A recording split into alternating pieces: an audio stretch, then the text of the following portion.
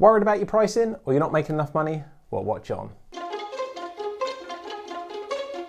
As business accountants, my team and I spend all day long helping business owners on their journey. And as you can imagine, in the current financial climate, pricing, profits are all on the table for topics of discussion, even more than usual. So let's get into it. Oh, before we do though, if you like these type of videos, make sure to click the subscribe button and the bell below so you get notified whenever we release more videos just like this one. So pricing during tough times, and I think pricing for profit generally is really kind of the topic of this video, but what we've got here is a piece of software we have that can show people the power of really what happens in lots of different ways, but I'm going to particularly look at pricing right now because in tough times there's things that businesses and trends we see, and I think some of them can be devastating to your business, and it's looking at the power of what's possible with a few small tweaks in your business. So in this particular example, you can see this is a business, A Dummy Limited, okay, great name, and we're going to presume like a chair maker. So let's just say you've sold £150,000 over the year.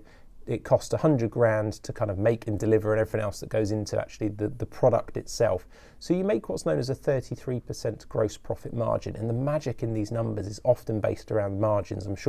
I know we've got other videos on margins and the power of that, and we'll probably do plenty more over the years. But really, when we're talking about pricing, what we're talking about is the impact on this margin. So we'll come back to this. And what you can see here is obviously 150 less the 100 grand it costs means we made 50k profit.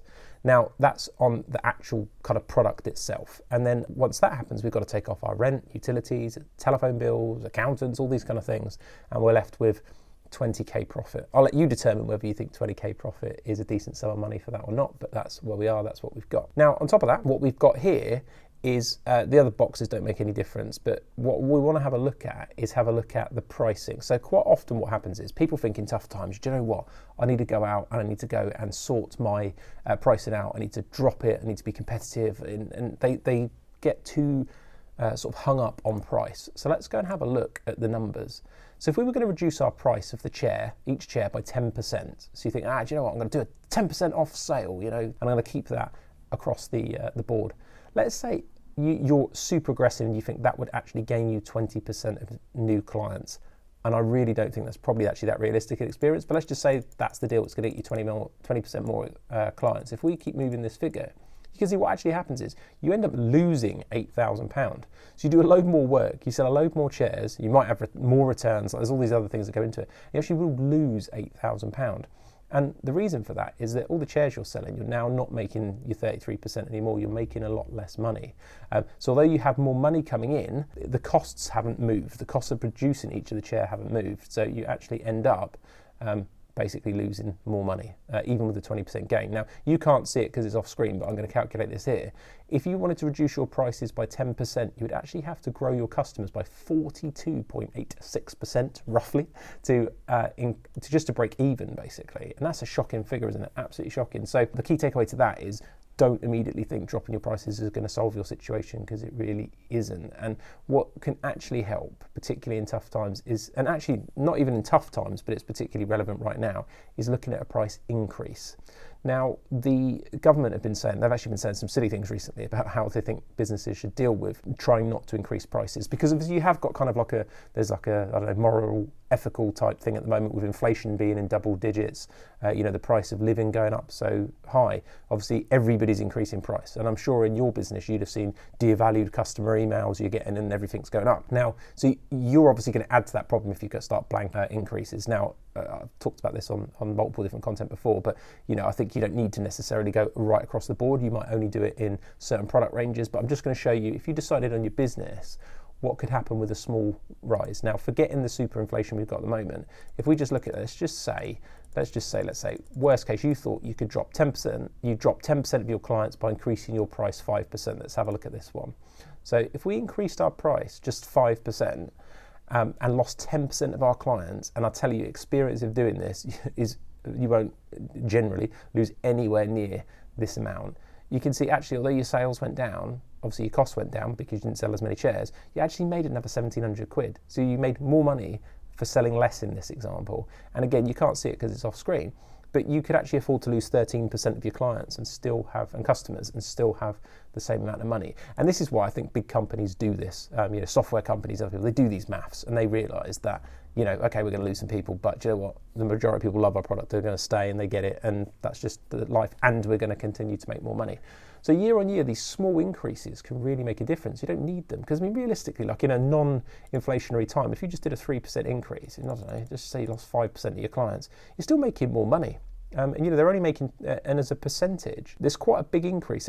This is a small figures. We're only showing you small figures. This was a 20k profit. You've now increased it by another 1,700 quid. That you as an owner, if you were only making 20 grand that year out of it, having another 1,700 pound is a pretty big deal. That's a lot of money. So look at those things. But the biggest thing I can give you is just make sure that you're not dropping the prices to begin with, sometimes you can. Like if you're a retail business and you need to shift a load of old stock and generate some cash for the business, you could do that, because obviously you've got a lot of money sitting in stock not doing anything that could be dead effectively. So but you do need to be careful about that, but that's a whole other thing. So sometimes like it's kind of fire sales from a retail point of view are there, but if you're selling things generally, making a price reduction is not normally the way to do it. I know in products it can be a bit tougher than services, but do bear it in mind. There's lots of other ways you can potentially repackage your product, add more value.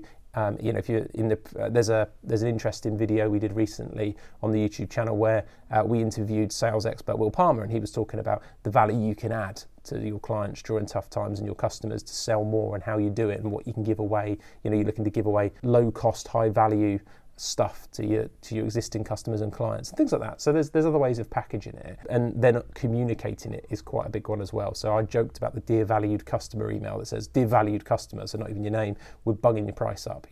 Unless you're some giant multinational with thousands and thousands of customers, I think there's a much better way of doing that on a personal level. And also I think, as I said, just bugging all your prices up 10% because inflation's about that level also doesn't necessarily need to be the case. I think you could look at targeted lines. If you're a retail business, you might look at what's our worst performing product lines. Could we tweak those and leave our big sellers there? It's a bit like that whole utility company idea, isn't it? They pretty much hope that people who don't keep shopping around for the best price end up subsidising the ones that do. And you don't want your best customers who are no hassle to you having to have a price increase because you're losing money on other jobs, when actually if you targeted the ones that weren't making much money, then you could do it a bit more targeted. But in this example, I just wanted to kind of show you there. So you tackle all your offenders and your low performing products and lines probably better.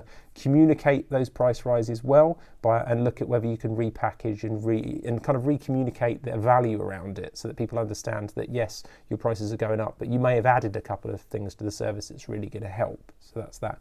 And just generally, on a general note, finally, getting better overall. I showed you this small example here of a small 3% increase with a small loss of customers. And by the way, I don't think that 5% is actually even a thing. Give you an example. In this, you could lose 8% of your clients and still make the same amount of money, clients or customers, and still make the same amount of money.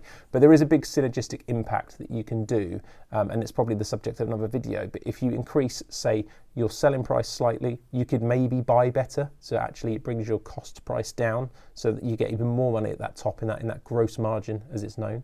You could also look at improving the amount of customers you have, obviously, the amount of times they spend with you, the average cost of every time they do spend money with you, and all those kind of things. And very small percent increases in all those things make a massive difference. And that's actually what this piece of software does overall, is it shows you that we work with clients in all different areas of the business to see what the impact of that could be. So there we go.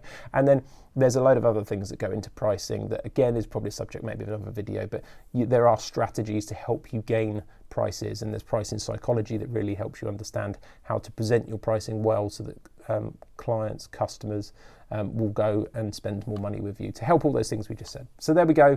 Think about price. During tough times, just make sure it's a targeted price rise, I think, just to help the economy, but understand the maths is the key, so know what you can and what you can't achieve. That's it. See you on the next one.